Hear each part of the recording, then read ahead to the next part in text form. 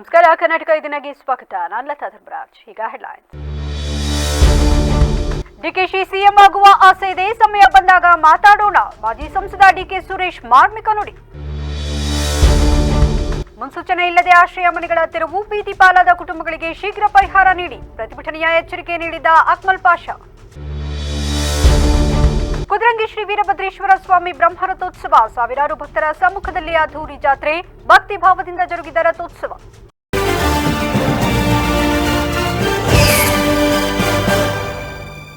DCM CM ಆಗಬೇಕೆಂಬ ಆಸೆ ಇದೆ, ಆದರೆ ಇವತ್ತೇ ಆಗ್ತಾರೆ ಅಂತ ಹೇಳಿದ್ದೆನಾ? ಇದರ ಬಗ್ಗೆ ಸಮಯ ಬಂದಾಗ ಮಾತಾಡೋಣ ಎಂದು ಮಾಜಿ ಸಂಸದ ಡಿಕೆ ಸುರೇಶ್ ಹೇಳಿದ್ದಾರೆ. ವರ್ಷ ಸಿಎಂ ಆಗಿ ಮುಂದುವರಿಯಲಿದ್ದಾರೆ ಎಂಬ ಪರಮೇಶ್ವರ್ ಹೇಳಿಕೆ ವಿಚಾರಕ್ಕೆ ಪ್ರತಿಕ್ರಿಯಿಸಿದ ಅವರು, ಇದು ನನಗೆ ಗೊತ್ತಿಲ್ಲ, ಅವರನ್ನೇ ಕೇಳಬೇಕು. ಅವರು ಗೃಹ ಸಚಿವರಾಗಿದ್ದಾರೆ, ಅವರು ಹೇಳಿದ್ದನ್ನ ಕೇಳಬೇಕಾಗುತ್ತೆ ಎಂದು ವ್ಯಂಗ್ಯವಾಡಿದ್ದಾರೆ. ಇದೇ ವೇಳೆ ಕ್ಷೇತ್ರ ಪುನರ್ ವಿಂಗಡಣೆ ವಿಚಾರಕ್ಕೆ ಪ್ರತಿಕ್ರಿಯಿಸಿದ ಅವರು, ಸೀಟ್ ಕಡಿಮೆಯಾಗುವುದರ ಜೊತೆಗೆ ಆರ್ಥಿಕ ಮುಗ್ಗಟ್ಟು ಎದುರಿಸಬೇಕು. ನಮ್ಮ ತೆರಿಗೆ ಬೇರೆ ರಾಜ್ಯಗಳಿಗೆ ಹಂಚಿಕೆ ಆಗುತ್ತೆ, ದಕ್ಷಿಣ ಭಾರತಕ್ಕೆ ಅನ್ಯಾಯ ಆಗುತ್ತೆ ಅಂತ ನಾನು ಹಿಂದೆಯೇ ಹೇಳಿದ್ದೆ. ದಕ್ಷಿಣ ಭಾರತದ ಬಗ್ಗೆ ಕೂಗು ಏಳುತ್ತೆ ಅಂತ ಹೇಳಿದ್ದೆ ಎಂದಿದ್ದಾರೆ. ದಕ್ಷಿಣ ಭಾರತದ ಆದಾಯವನ್ನ ಉತ್ತರ ಭಾರತಕ್ಕೆ ತೆಗೆದುಕೊಂಡು ಹೋಗುವ ಹುನ್ನಾರ ಇದೆ.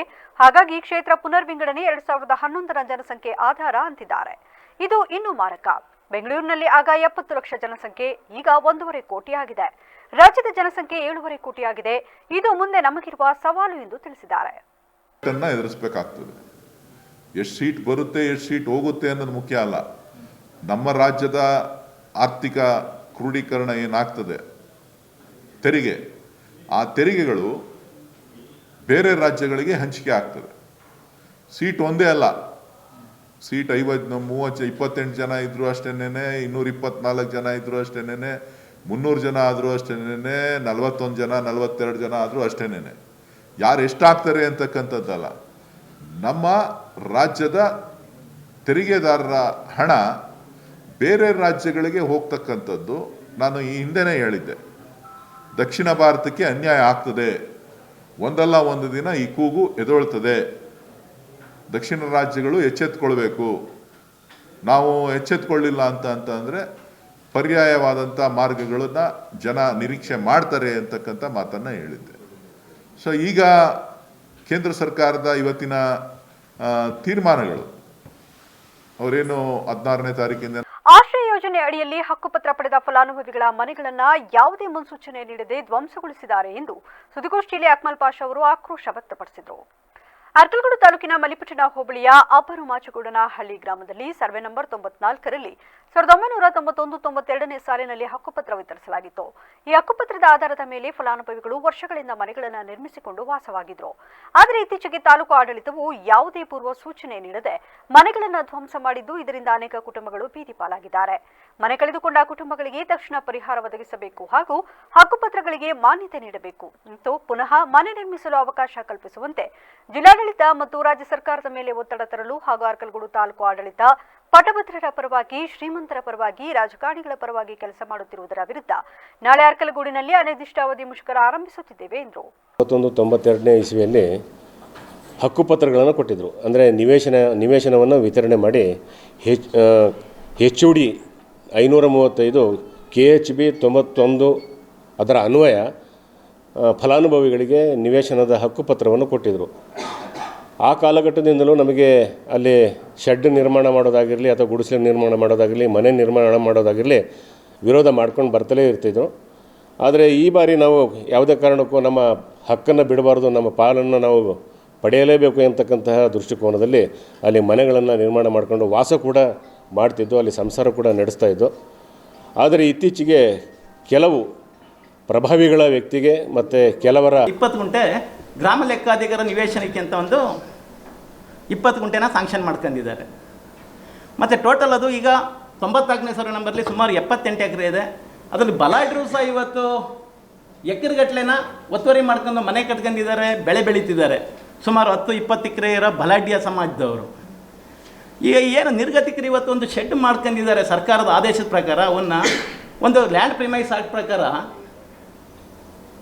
ಒಂದು 14 ದಿವಸದ ನೋಟಿಸ್ ಕೊಡಬೇಕು. ಯಾವುದೇ ಒಬ್ಬ ನಿರ್ಗತಿಕ ಒಂದು ಕಡೆ ಒಂದು ಶೆಲ್ಟರ್ನ ಹಾಕೊಂಡಿದ್ರೆ ಅಥವಾ ಅವರಿಗೆ ಪರ್ಯಾಯ ವ್ಯವಸ್ಥೆ ಮಾಡಿಕೊಡ್ಬೇಕು ಸರ್ಕಾರದ ಒಂದು.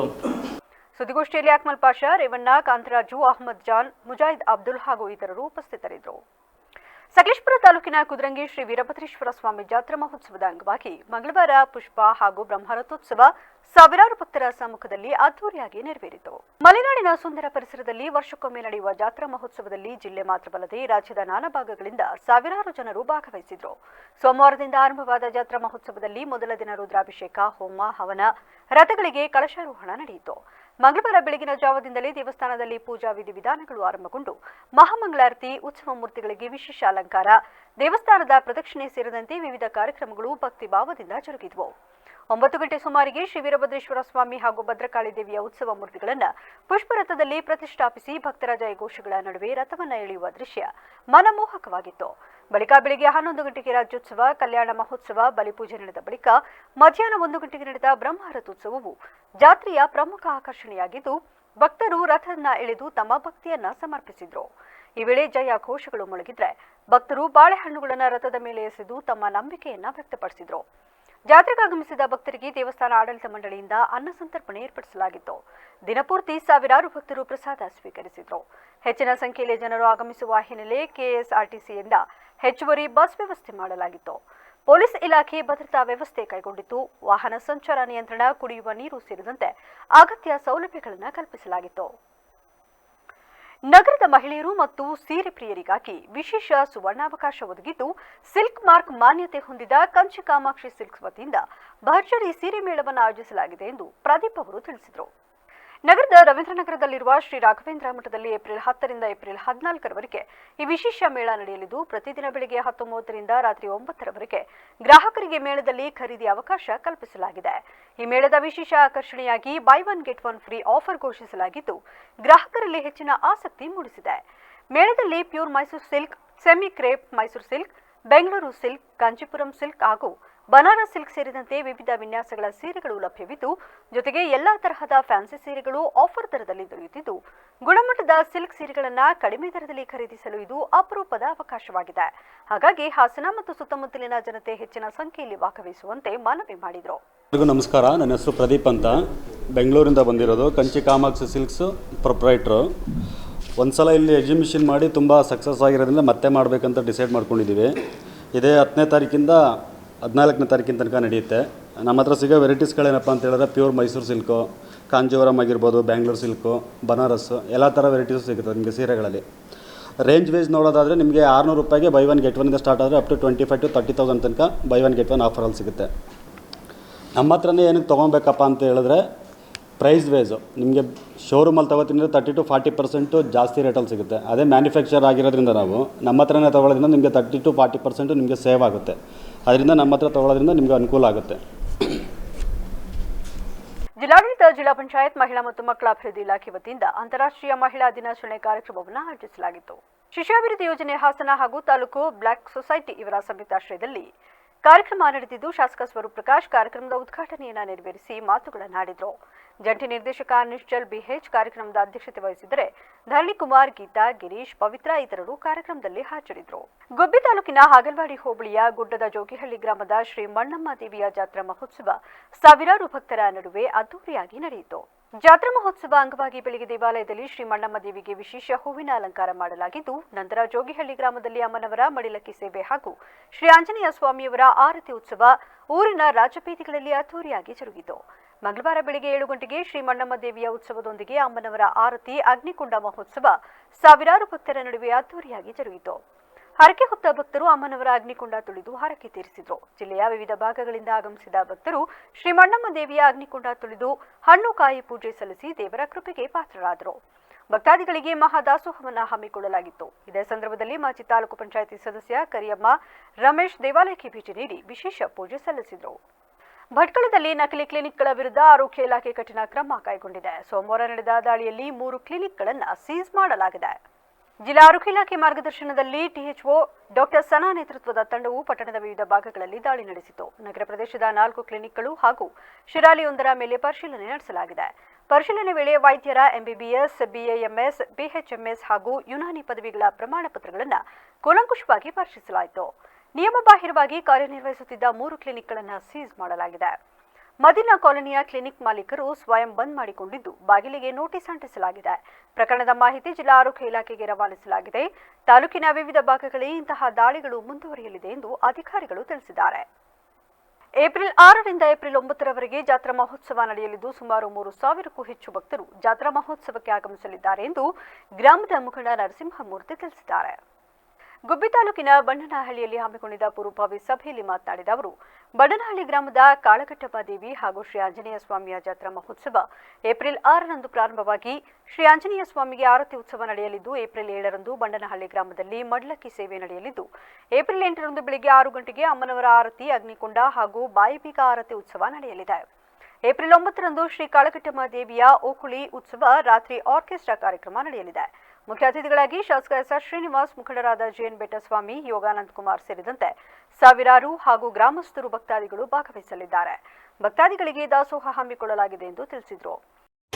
ಕಾಳಘಟ್ಟಮ್ಮ ದೇವಿ ಮತ್ತು ಶ್ರೀ ಆಂಜನೇಯ ಸ್ವಾಮಿ ಜಾತ್ರಾ ಮಹೋತ್ಸವ ಸೋಮವಾರ ದಿನಾಂಕ 6ನೇ ತಾರೀಕು 9ನೇ ತಿಂಗಳು 2024 ವರ್ಷದ ಸೋಮವಾರ ದಿನ ಶ್ರೀ ಆಂಜನೇಯ ಸ್ವಾಮಿ ಅವರಿಗೆ ಆರತಿ ಮತ್ತು ಅಭಿಷೇಕ, ಮಂಗಳವಾರ ಶ್ರೀ ಕಾಳಘಟ್ಟಮ್ಮ ದೇವಿಯವರಿಗೆ ಮಡಿಲಕ್ಕಿ ಸೇವೆ ಮತ್ತು ಬುಧವಾರ ದಿವಸ ಬೆಳಗಿನ ಜಾವ ಆರತಿ ಅಗ್ನಿಕೊಂಡ, ನಂತರ ಗುರುವಾರ ಓಕಳಿ ಕಾರ್ಯಕ್ರಮ ಇರುತ್ತದೆ ಪ್ರತಿ ವರ್ಷದಂತೆ.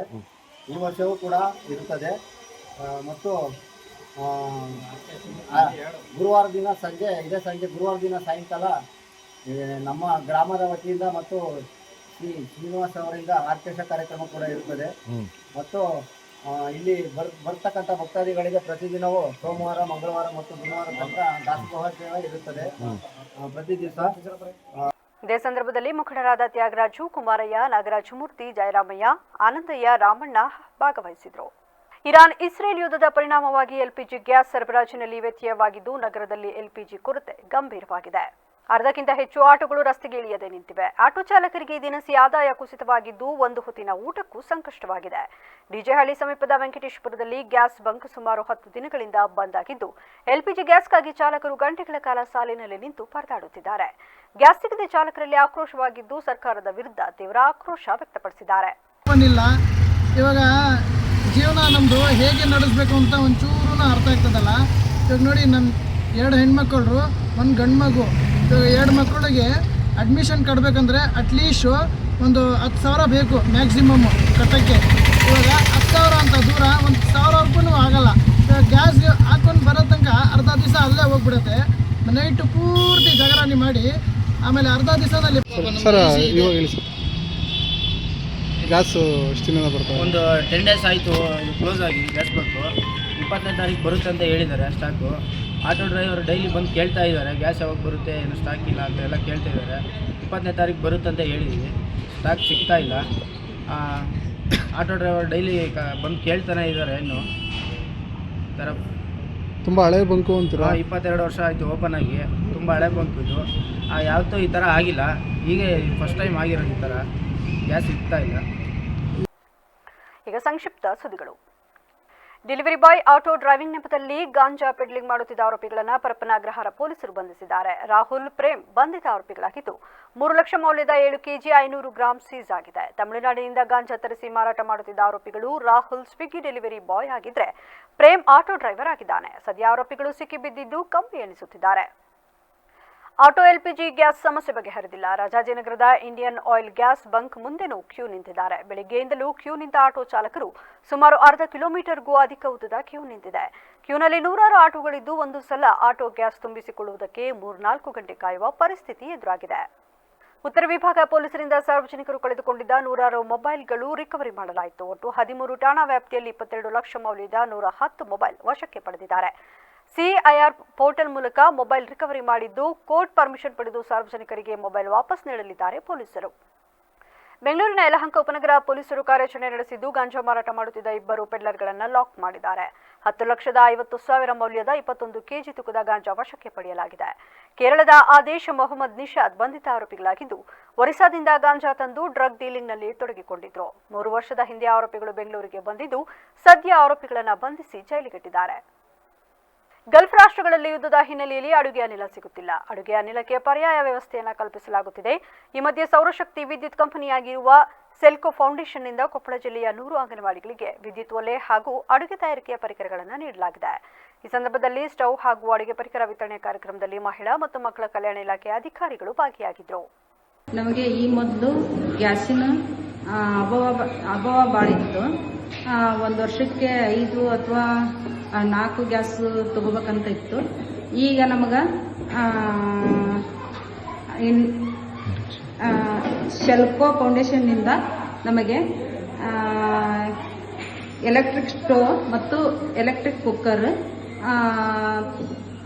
ಇವತ್ತಿನ ದಿನ ನಮಗೆ ತಂದು ಕೊಟ್ಟಿರೋದ್ರಿಂದ ಇದರಿಂದ ಗ್ಯಾಸಿನ ಅಭಾವ ಕಡಿಮೆ ಆಗಬಹುದು. ಮಕ್ಕಳಿಗೆ ಮತ್ತೆ ನಮಗೆ ಜಾಸ್ತಿ ಮಕ್ಕಳು ಇರುವುದರಿಂದ ಅಡಿಗೆದ್ದು ಮಾಡೋದು ಪ್ರಾಬ್ಲಮ್ ಆಗಿತ್ತು. ಇವತ್ತು ಗ್ಯಾಸ್ ಸಿಗಲಿಲ್ಲ ಅಂದ್ರೆ ಅಡಿಗೆ ಮಾಡೋದು ಪ್ರಾಬ್ಲಮ್ ಆಗಿತ್ತು. ಈಗ ಮತ್ತೊಮ್ಮೆ ಹೆಡ್ಲೈನ್ಸ್. ಡಿಕೆಶಿ ಸಿಎಂ ಆಗುವ ಆಸೆ ಇದೆ, ಸಮಯ ಬಂದಾಗ ಮಾತಾಡೋಣ. ಮಾಜಿ ಸಂಸದ ಡಿಕೆ ಸುರೇಶ್ ಮಾರ್ಮಿಕ ನುಡಿ. ಮುನ್ಸೂಚನೆ ಇಲ್ಲದೆ ಆಶ್ರಯ ಮನೆಗಳ ತೆರವು, ಬೀದಿ ಪಾಲಾದ ಕುಟುಂಬಗಳಿಗೆ ಶೀಘ್ರ ಪರಿಹಾರ ನೀಡಿ ಪ್ರತಿಭಟನೆಯ ಎಚ್ಚರಿಕೆ ನೀಡಿದ ಅಕ್ಮಲ್ ಪಾಷಾ. ಕುದ್ರಂಗಿ ಶ್ರೀ ವೀರಭದ್ರೇಶ್ವರ ಸ್ವಾಮಿ ಬ್ರಹ್ಮರಥೋತ್ಸವ, ಸಾವಿರಾರು ಭಕ್ತರ ಸಮ್ಮುಖದಲ್ಲಿ ಅದ್ದೂರಿ ಜಾತ್ರೆ, ಭಕ್ತಿ ಭಾವದಿಂದ ಜರುಗಿದ ರಥೋತ್ಸವ. ಇದಾಗಿದ್ದು ಇಲ್ಲಿವರೆಗಿನ ನ್ಯೂಸ್ ಅಪ್ಡೇಟ್ಸ್. ನಿರಂತರ ಸುದ್ದಿಗಾಗಿ ನೋಡ್ತಾರೆ ವಿವಿಸಿ ನ್ಯೂಸ್. ಇದು ಜನರ ಧ್ವನಿ. ಸತ್ಯದ ಕಡೆ ನಮ್ಮ ನಡೆ.